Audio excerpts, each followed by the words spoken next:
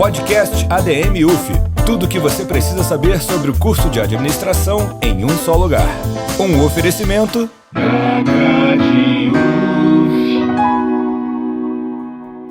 Olá, queridos coleguinhas e estudantes de administração. Começa agora mais um episódio do podcast ADM UF, feito pelo seu diretório acadêmico favorito. No episódio de hoje a gente dá continuidade aos nossos bate-papos com os professores do curso. E o convidado de hoje é o professor Frederico Lustosa, professor de Administração Pública. Fala, Lustosa, tudo bem? Tudo bem, João. Prazer estar aqui com vocês, fazendo essa transmissão e conversando um pouco sobre a nossa disciplina.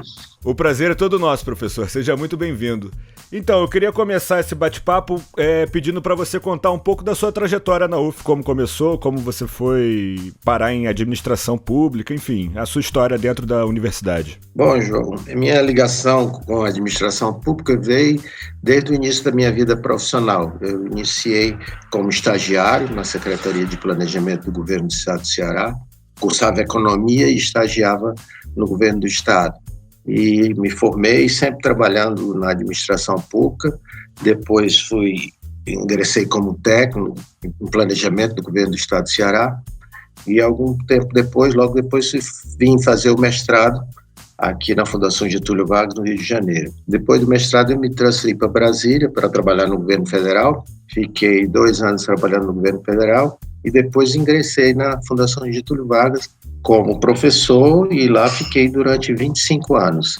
Depois da fundação, eu vim para a UF, estou aqui há 11 anos. Então, essa é a minha trajetória, sempre vinculada ou ao trabalho, ou ao ensino e à pesquisa no campo da administração pública. Muito legal. Professor, então, direto ao assunto, qual o objetivo do ensino da administração pública no curso de administração? O que o aluno pode esperar das suas aulas? Bom, eu acho que conhecer a administração pública do seu país é um dever de qualquer cidadão. Todo mundo precisa saber como funcionam as instituições, quais os direitos que elas devem garantir aos cidadãos, como se relacionar com essa administração.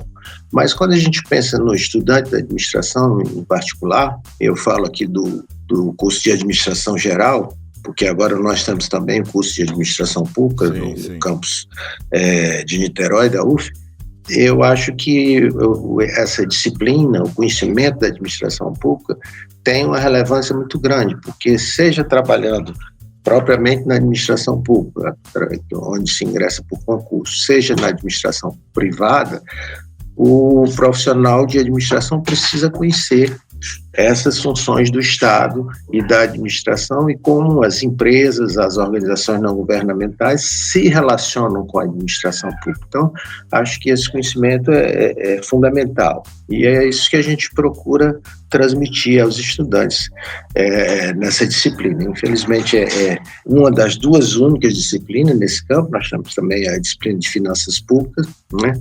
É pouco, mas eu acho que isso torna ainda mais útil para os estudantes. Então, eu chamo sempre a atenção, porque muitas vezes os estudantes acham, eu vou trabalhar na área privada, não tenho interesse nisso, mas sem perceber que para trabalhar na área privada, você precisa conhecer como as empresas, as organizações se relacionam com a administração pública e com o Estado. Uma coisa é totalmente ligada à outra, né?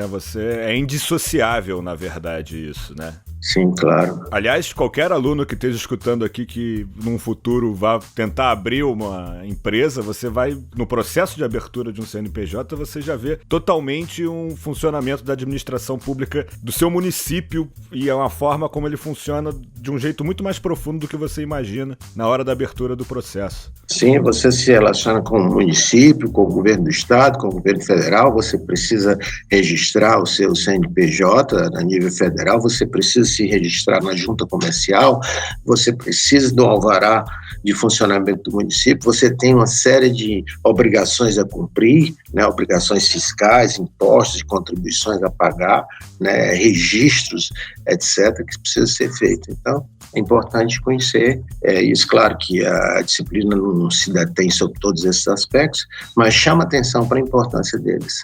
Muito bom. Então é essencial, viu, gente? Vocês não tirem isso da mente na hora que forem fazer a aula com o professor Frederico Lustosa. Professor, quais são as maiores dificuldades que os alunos encontram ao estudar essa disciplina e o que eles podem fazer para superar essas dificuldades, essas possíveis dificuldades? Olha, a gente procura trabalhar a disciplina com duas vertentes. Uma vertente inicial mais teórica, né, onde se precisa conhecer conceitos básicos de administração pública, qual a diferença entre Estado, governo e administração pública, quais são as diferentes concepções sobre a administração pública. E depois uma parte mais uma vertente mais focada no contexto brasileiro. Como funciona a administração pública brasileira, quais são as instituições que compõem o Estado brasileiro, como elas funcionam, etc.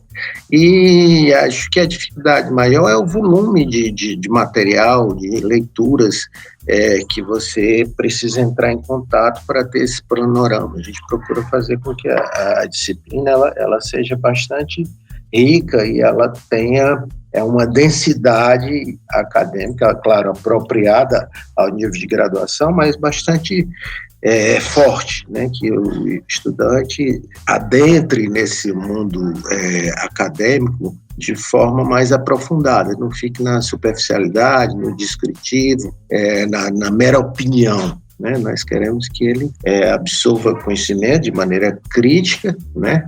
Mas que baseado em conceitos, em teorias, etc. E você tem alguma leitura para indicar? Você falou que é uma matéria que você tem que ler muito e tal. Você tem alguma coisa que você já possa indicar que os alunos possam ir estudando durante essa quarentena, antes das aulas voltarem? Bom, tem um texto que eu sempre utilizo na disciplina, introdutório, e coloca esses conceitos básicos: Estado, governo, administração pública. É um texto do professor Luiz Carlos Brescia Pereira, que é professor da Fundação Getúlio Vargas de São Paulo, é um professor bastante conhecido, já foi ministro de Estado da Fazenda, ministro de Estado da Administração e continua nativo, já tem 83 anos, mas é um professor muito ativo, produtivo, e ele fez esse texto justamente à época em que se tornou ministro da Administração. Aí coloca esses conceitos básicos. Então, depois eu posso colocar o link aí para vocês. Por favor.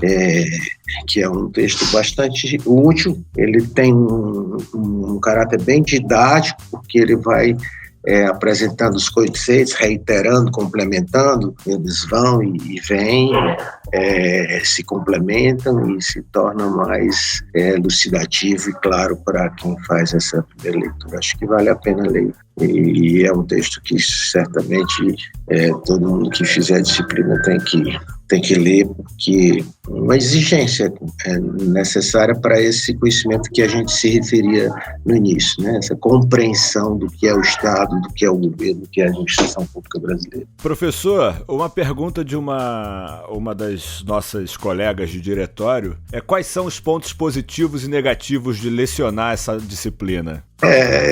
Até às vezes um pouco difícil colocar isso para os alunos, mas eu procuro fazê-lo no início do curso para tentar desmistificar um pouco, atrair a atenção deles, porque veja, o nosso curso é um curso noturno com altíssimo nível de empregabilidade, os alunos todos estão engajados em estágios, em trabalho mesmo, em emprego, né?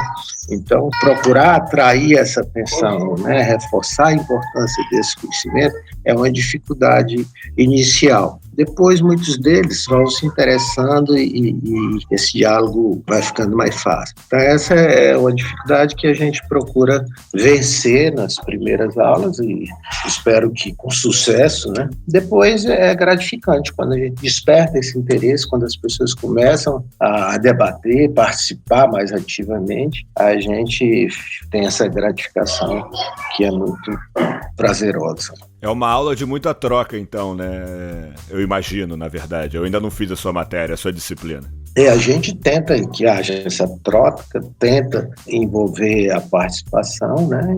E, em geral, consegue. São os tipos de disciplina que eu mais gosto, viu?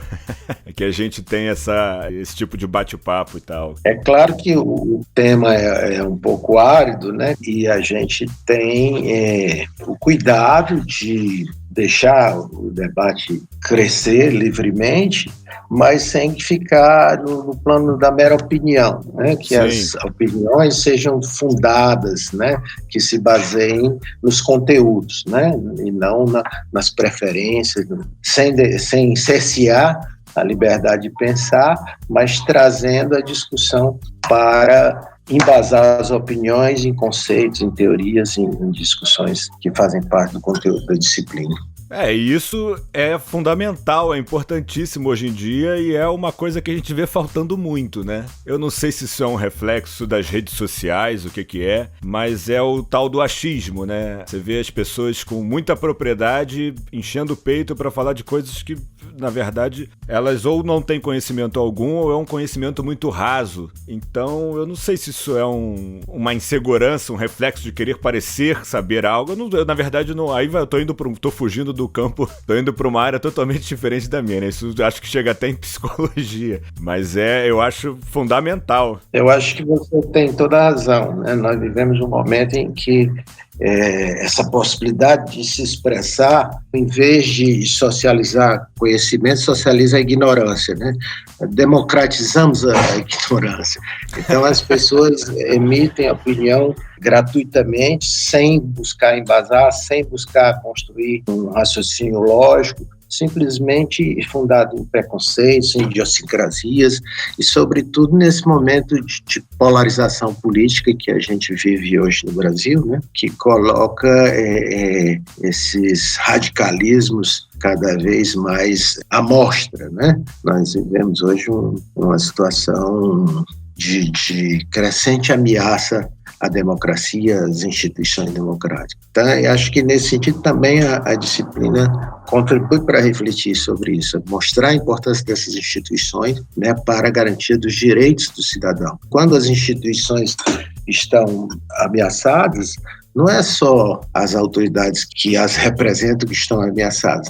Estão ameaçadas todas as pessoas que precisam que essas instituições protejam os nossos direitos. Então é importante que a gente tenha cuidado, né, ao expressar nossas opiniões, primeiro baseadas no conhecimento, na ciência, né, na lógica, e depois que elas se baseiem na verdade, né? Que não seja mera expressão de ódio, de ressentimento, de fake news, né? Precisamos colocar nossas opiniões baseadas no conhecimento, em crenças democráticas, e não no ódio, no ressentimento, na atitude de revanchismo, como tem caracterizado muitas vezes a presença de muita gente nas redes sociais. Né? Parece que existe uma frustração generalizada que sai de uma forma muito, muito torta, né? Quando as pessoas tentam se comunicar. E eu acho que você falou brevemente agora sobre isso, mas a administração pública também tem esse papel muito importante da pessoa saber como ela vai criticar, o que ela vai criticar da administração pública. Porque as pessoas, às vezes, sei lá,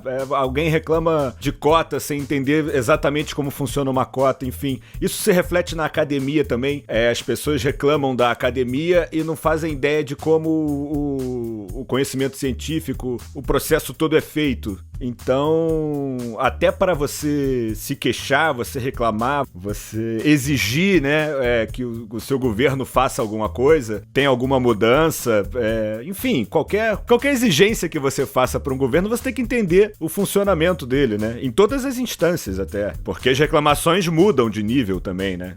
A gente, claro, tem o direito de criticar a administração tem muitas falhas, né? A administração pública ela sofre de muitas mazelas, mas a gente precisa perceber que a administração pública, numa sociedade democrática, ela tem um papel muito importante. E esse papel importante, né, tem a ver com as características da própria burocracia. A burocracia ela se baseia em determinados princípios, né, que são os mesmos que estão presentes na nossa Constituição para balizar a administração pública brasileira. O princípio da legalidade, o princípio da moralidade, da publicidade, da impessoalidade, né? Então, a administração pública ela deve ser universalista, atender a todos segundo o princípio da igualdade perante a lei. Ela deve ser impessoal, não tratar alguns diferente de outros, né? Ela deve ser isonômica, dar tratamento igual para situações iguais ou tratamento desigual para situações desiguais. E ela deve ser equânime, ela deve dar a todos a mesma quantidade, a mesma provisão de bens e serviços. Então, essas características da burocracia são características da administração pública e são fundamentais e precisam ser defendidas a qualquer custo pelo cidadão para que ele possa se dirigir à administração e ver garantidos os seus direitos, né? Garantidos os seus direitos de forma plena. Sim, enfim, é um modo de proteção, né, de uma dignidade que é essencial a todo ser humano. Sim, exatamente. A dignidade da pessoa humana precisa da proteção do Estado. Só existe pleno exercício de direitos civis, políticos e sociais com o exercício dos poderes do Estado. A gente valoriza muito os direitos sociais, direitos políticos, mas são os direitos civis os primeiros a serem protegidos. Quais são os direitos civis? O direito à vida, o direito à liberdade de movimento, à possibilidade de ir e vir, o direito ao sigilo da correspondência, a inviolabilidade do lar, ao direito de ser tratado com respeito pelas autoridades civis e militares, o direito de recorrer à justiça. Esses são direitos fundamentais e é o Estado democrático que vai assegurar ao cidadão o exercício desses direitos. E a administração pública é o braço executivo desse Estado democrático. Professor, você falou agora há pouco sobre a necessidade da burocracia e que ela não precisa necessariamente ser vista como uma coisa que é simplesmente um impeditivo, mas ela é, na verdade, uma garantia. E isso faz um link com a próxima pergunta. Eu queria saber quais são as diferenças que você pode contar entre a administração pública e a administração de empresa, a administração privada. Olha, algumas daquelas características da burocracia que eu me referia, elas devem existir tanto na administração pública quanto na administração das empresas. A burocracia é o sistema de administração moderna que está presente tanto no meio público quanto no meio empresarial. Então, a racionalidade, a eficiência, a legalidade, as comunicações escritas, hierarquia, a disciplina, a exigência de normas racionalmente bem construídas, etc. Tudo isso é parte tanto da administração pública quanto da administração privada. Mas quando isso ocorre no meio empresarial, isso deixa de ser obedecido no meio empresarial, muitas vezes você não está ferindo o direito de terceiros, né? Mas quando isso deixa de ser observado da administração pública, isso prejudica o terceiro, né? Quando você fura uma fila, você está atropelando o direito de todos aqueles que estão na sua frente, né? Quando você dá uma carteirada, você está atropelando o direito daquele que não tem a carteira para apresentar. Quando você pede para dar um jeitinho, você está atropelando aqueles que não podem conseguir esse jeitinho. Porque se o jeitinho existisse para todo mundo, estava tudo bem. Não é democrático o jeitinho, né? Exato, só existe para algumas pessoas. Então, você está estabelecendo diferenciações, estabelecendo desigualdade. E a administração não pode tolerar isso. Então, se numa empresa o pai nomeia o filho para diretor de marketing, porque não deu para outra coisa, é chato, né? A empresa pode se prejudicar com isso, mas é a lei daquela empresa. Claro, numa sociedade anônima você não pode fazer isso, mas numa empresa limitada, isso causa um prejuízo ali naquele espaço privado. Mas na administração pública, quando o prefeito quer nomear o seu filho de secretário, isso pode trazer danos a toda a população. Então, essa é uma diferença fundamental. Outra diferença importante é estabelecida pelo direito administrativo, que é mais ou menos expresso da seguinte forma. Na administração empresarial, no mundo privado, você pode fazer tudo aquilo que a lei não proibir. Você é livre para fazer tudo aquilo que não for impedido pela lei. Na administração pública, você só pode fazer aquilo que é previsto na lei. Ou seja, diferentemente de um mundo de plena liberdade de ação, na administração pública essa liberdade é muito mais limitada. Você não pode agir de modo próprio sem a certeza de que está apoiado na lei. Então, essa é também uma diferença importante que as pessoas que muitas vezes vêm do mundo privado se assustam um pouco Quando diz, eu não posso tudo. Não, você só pode fazer aquilo que a lei prevê. Então, é uma diferença muito importante. Certamente tem outras, né? Por exemplo, a administração empresarial, as empresas, elas lidam com clientes, né? Com consumidores. A administração pública lida com cidadãos, né? O cidadão é titular de direitos, né? Um consumidor insatisfeito, ele pode mudar de fornecedor. Esse fornecedor aqui não está me atendendo adequadamente, eu mudo de consumidor. O cidadão não pode mudar de estado. Eu não quero mais essa polícia do Rio de Janeiro, eu vou querer outra polícia. Não existe essa opção. Eu não quero mais o judiciário do Rio de Janeiro. Eu não tenho a opção de trocar. Então, o Estado ele é monopolista no exercício de uma série de funções, né? Sem falar, por exemplo, saúde e educação, que, embora sejam prestados em concorrência com a administração privada, a maioria dos cidadãos não pode pagar por esse serviço. Exatamente. Pelo menos para esses cidadãos, o Estado também é monopolista. Então, essa é uma diferença fundamental. A gente não tem o mercado para balizar as nossas ações. Por isso, a gente precisa que haja um esforço de avaliação permanente das ações governamentais para que a gente saiba se elas estão, de fato, atendendo corretamente a população, se elas estão sendo eficazes, se elas estão gerando o impacto que se espera delas. É muito legal você ter falado isso, porque uma coisa que sempre me deu aflição, e aqui você me corrija se eu falar alguma besteira, viu, professor? Eu tô na posição total de aluno aqui, a minha ignorância no assunto, ela é um nível alto aqui. Mas me dá um pouco de aflição essa coisa de que a administração pública deve ser feita como a administração privada. Esse é um assunto que eu vejo pipocando em notícia, em opinião de rede social, que a gente tinha falado agora há pouco.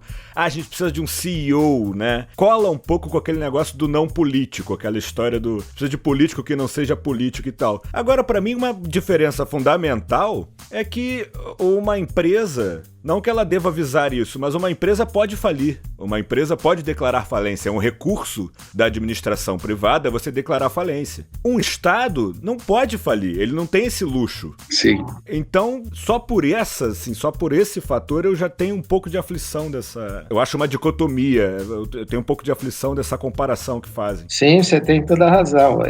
Até essa possibilidade de você falando de falir, né? Não existe para o Estado, e a administração pública, o serviço público, tem também princípios no direito administrativo que falam nisso, na impossibilidade de interromper o serviço público. O Estado pode dizer, hoje não tem mais ônibus, hoje não tem mais posto de saúde, né? Os serviços eles têm que ser contínuos, né? Prestados permanentemente. Então, o Estado não pode se demitir das suas funções sonegando direito do cidadão. Ademais, essa ideia de suposta eficiência do mundo privado trazendo para a administração pública, ela se baseia num pressuposto falso. Você ouve quase todo dia as pessoas falarem, isso é um problema de gestão, basta melhorar a gestão que tudo vai se resolver. Mas os problemas com que o Estado lida, que a administração pública trabalha, são problemas de natureza política. Por quê? Porque a sociedade ela tem um conflito distributivo permanente, de onde tirar e onde colocar os recursos. Os recursos são tirados da sociedade e colocados dentro da sociedade, mas tem que tirar de uns e dar para outros. Isso gera conflito distributivo. Esse tipo de conflito, ele não pode ser resolvido apenas tecnicamente. Não é um problema de gestão,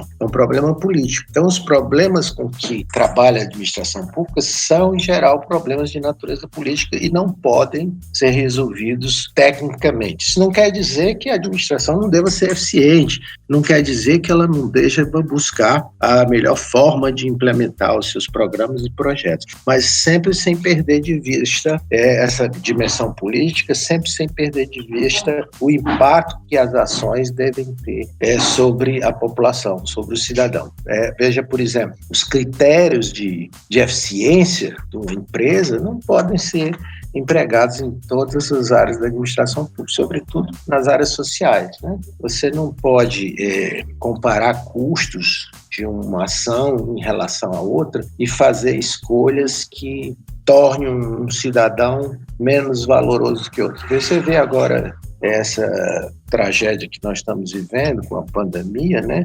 Quando muitas vezes os médicos lá na Europa se vieram forçados a tomar decisões trágicas, né? Quer dizer, quem nós vamos salvar primeiro? Quem nós vamos manter num respirador ou não? Né? Isso é terrível e isso você não pode trabalhar só com critério de eficiência. Claro que você tem aí dificuldade de resolver pela escassez, né? A escassez, ela está sempre no horizonte da ação pública, né? Nem sempre o Estado pode oferecer a todos da mesma maneira. Então, eles colocam o problema de como organizar a demanda para que ela seja atendida, causando menor prejuízo para o cidadão. Veja, por exemplo, se você tem uma escola boa em determinado bairro da cidade, escola pública, então as pessoas vão procurar essa escola. Então, muitas vezes, você não tem vaga suficiente para a quantidade de pessoas que vão procurar aquela escola. O que às vezes, a diretora é obrigada a fazer? Ela cria uma fila para que as pessoas, ou uma senha para que as pessoas procurem lá no dia da matrícula e tal, né? Então, você vê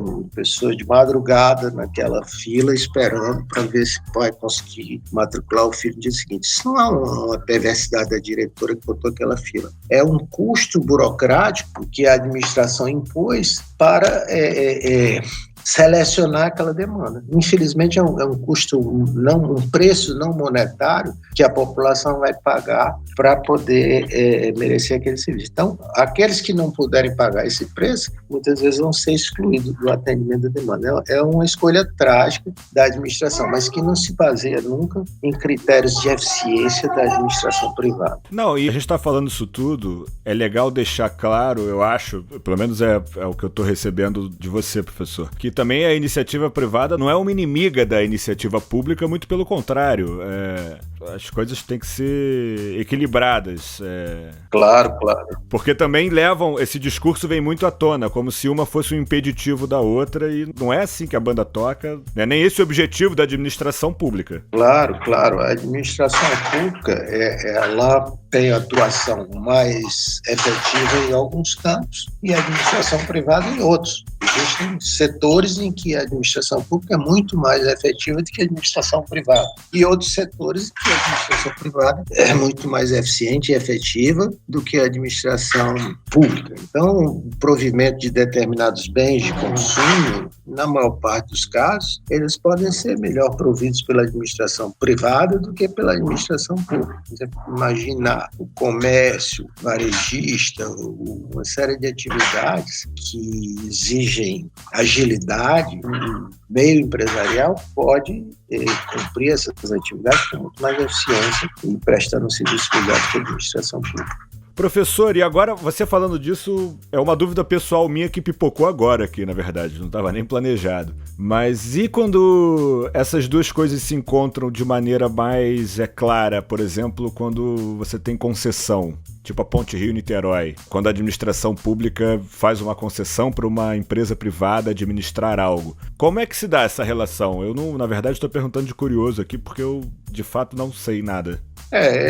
O que é a concessão? É a prestação de um serviço público por um ente privado. Então, o Estado, achando por conveniência, por incapacidade de investir, por alguma razão, ele acha por bem delegar a prestação daquele serviço público a um ente privado. Assim é o serviço de transporte, é um serviço público, mas é prestado por empresas privadas, empresas de ônibus, o metrô, etc. É uma série de serviços.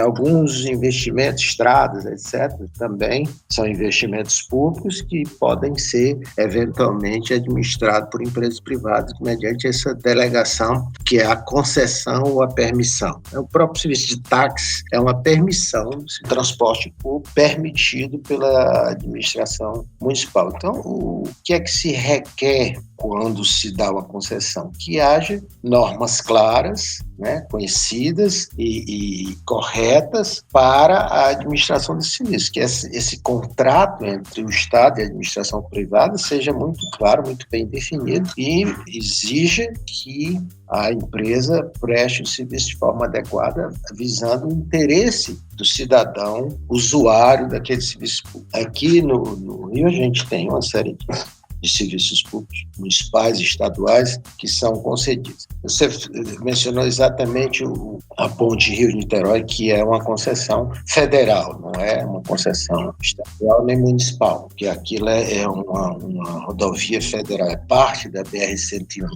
Então, ela é concedida pelo Departamento Nacional de Infraestrutura de Transportes e pela Agência de Transportes Terrestres para ser administrada por uma empresa. Antes era uma operadora, a CCR, e agora é outra ponte, né? Essa concessão, o que ela constatou? Que ao longo dos anos estava se pagando um pedágio elevadíssimo, tanto que o valor foi reduzido. Eu lembro. Não foi nem feito nenhum investimento relevante, né? E o pedágio não se justificava. Então, se reduziu o pedágio e ainda se exigiu a construção de uma obra, essa alça que liga agora a ponte à linha vermelha diretamente, que não tinha essa alça. Mas o que é que ocorria além disso e mais grave? É que a concessionária era a mesma concessionária das barcas. Então, se operava 2 modais de transporte, o que não é conveniente, a mesma empresa operando 2 modais de transporte. Sem falar que a concessão das barcas, ela era altamente danosa para o interesse do consumidor. Quando a CCR assumiu as barcas, havia 2 serviços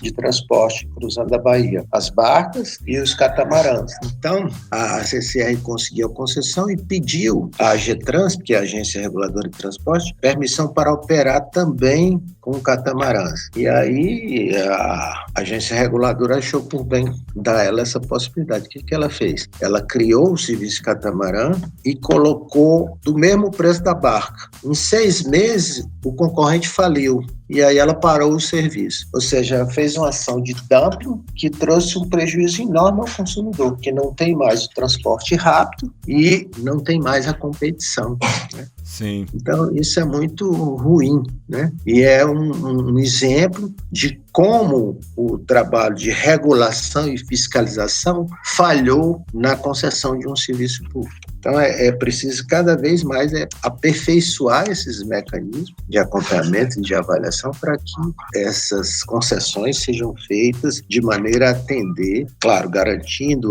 o equilíbrio financeiro da concessão, mas garantindo também a qualidade do serviço e o interesse do consumidor com tarifas com a modicidade adequada.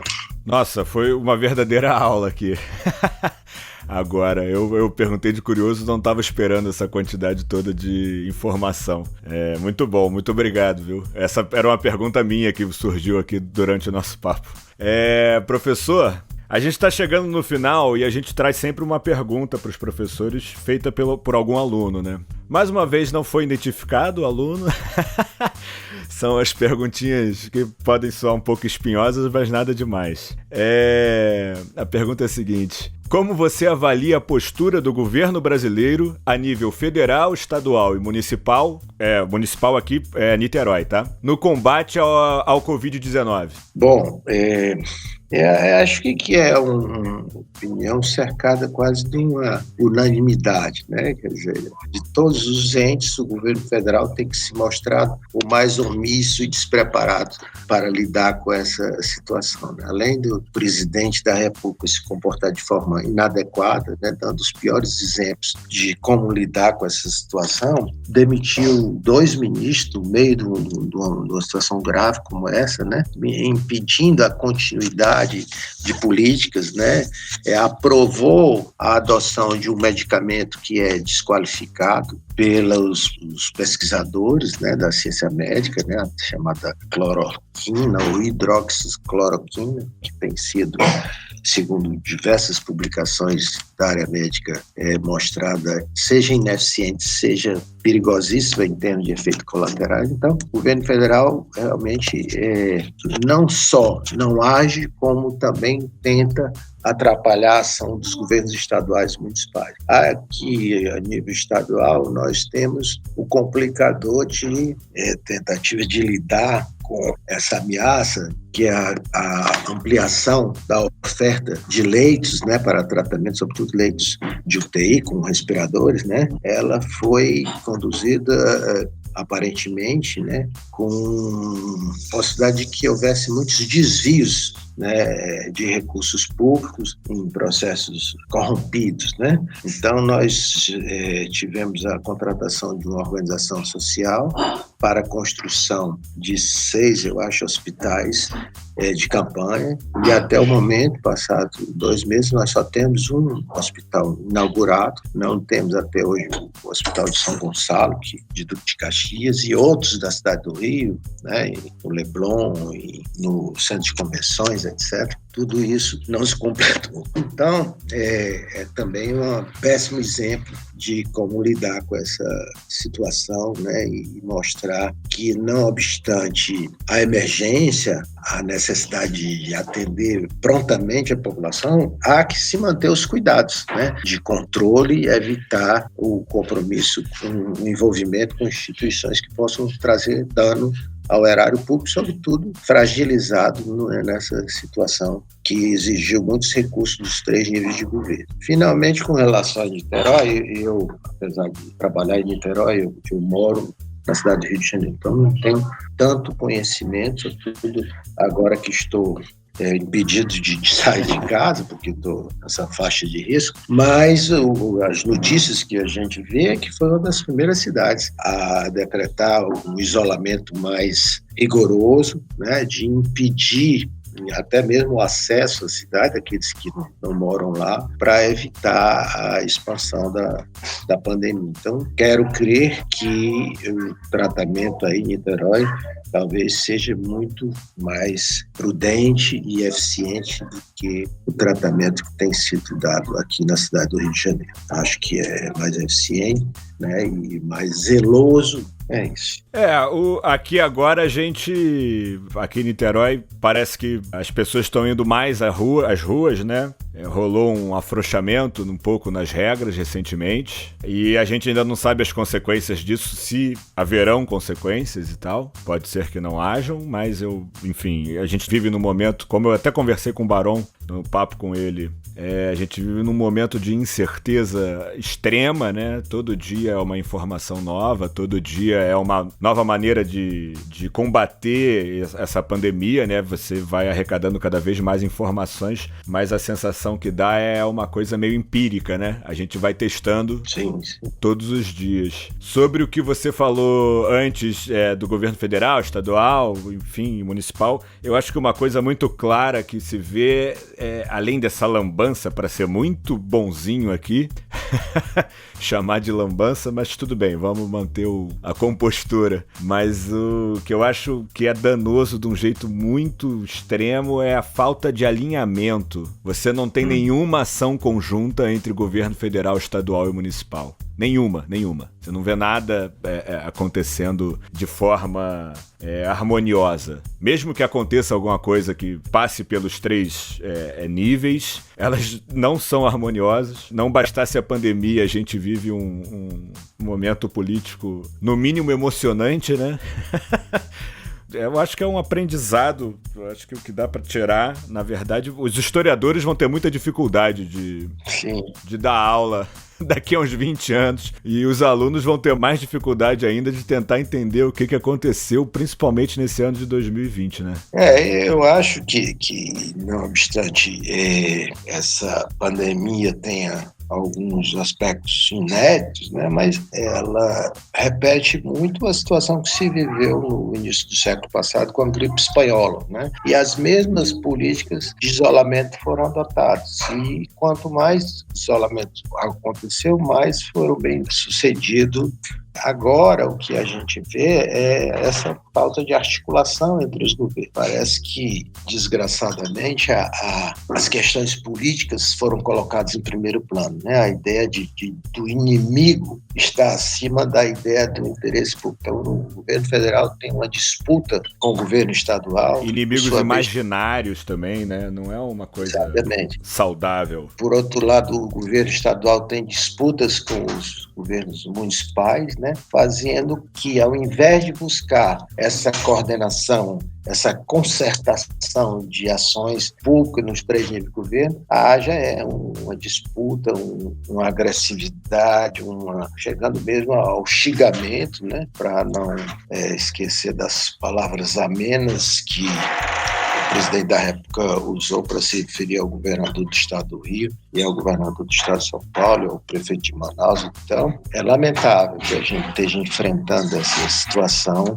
nesse quadro grave, com a ação política desses líderes, orientada por paixões, por ódios, por idiosincrasias pessoais. Sim, vamos ver cenas do próximo capítulo, né? A gente tem que se manter unido e forte, eu acho, assim. Ainda mais como instituição, dentro da UF, como academia. Não a administração em especial, mas a academia como um todo. Porque o conhecimento, a produção de conhecimento científico, que é uma coisa que a gente é totalmente dependente, e esse momento escancara isso, vem da academia. Sem sombra de dúvidas, vem da academia. Professor, eu acho que é isso. Você tem alguma despedida que você queira fazer? Alguma mensagem que você queira passar para os alunos? Olha, eu queria dizer que estou muito triste que a gente esteja impedido de continuar nosso trabalho de troca de informação, de conhecimento, né? E que espero que isso passe logo, que os alunos possam voltar a frequentar suas aulas, etc. E se isso não ocorrer, que a gente consiga o mais breve possível os meios de fazer com que cheguemos até vocês de alguma maneira, para que vocês não fiquem parados sem poder estar cuidando do seu desenvolvimento profissional. Daí o valor e a importância dessa iniciativa da CAD, né, de fazer esses podcasts, de fazer essa troca, ainda que de maneira menos interativa do que se desejaria, mas é um primeiro passo, né? Acho que há, nesse momento, várias comissões aí estudando maneiras de retomar pouco a pouco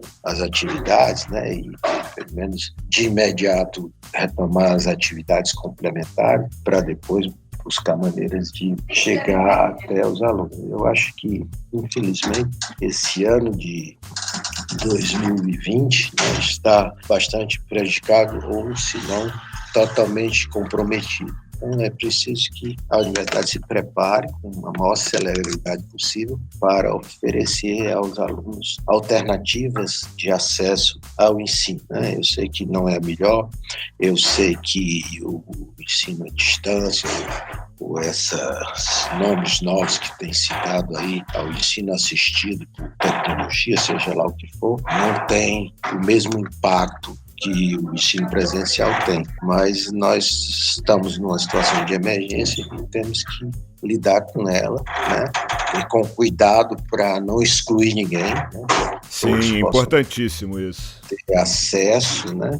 Então, criar as condições para isso. Mas o debate é necessário e é inevitável, não pode esperar, né? Eu acho que a UF ela foi pioneira até no ensino à distância, mas ela tem agido um pouco devagar nessa resposta a essas situações. Acho que o semestre está acabando, né? Eu acho que esse primeiro semestre está definitivamente perdido, mas alguma coisa tem que ser feita esse ano para proporcionar aos estudantes a oportunidade de aprendizagem, sem discriminar, sem excluir, mas alguma coisa tem que ser feita. Eu espero poder contribuir para isso. Concordo em número e grau, professor. Galera, eu conversei com o professor de Administração Pública, Frederico Lustosa. Muito obrigado pela sua presença, professor. Eu não vejo a hora de participar das suas aulas. Eu tô indo pro 4º período, então não terei aula com você nesse semestre. Mas a gente vai chegar no 5º período, isso vai passar. Tenho certeza que a gente vai se conhecer pessoalmente. Eu tô conhecendo o professor hoje, eu não conhecia ainda. Não nos conhecíamos. E é isso. Vocês que estão ouvindo, fiquem tranquilos. Fiquem em casa e até a próxima quinta-feira. Valeu! Bom, obrigado, João. Obrigado a todos os colegas da CAD.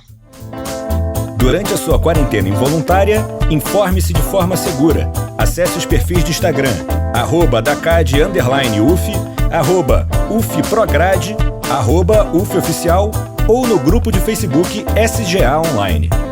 Se você tem alguma sugestão de tema ou dúvida, entre em contato com a gente pelo e-mail dacaduf2019@gmail.com ou por mensagem direta no Instagram, @dacad_UF. Podcast ADM UF. Tudo o que você precisa saber sobre o curso de administração em um só lugar. Um oferecimento.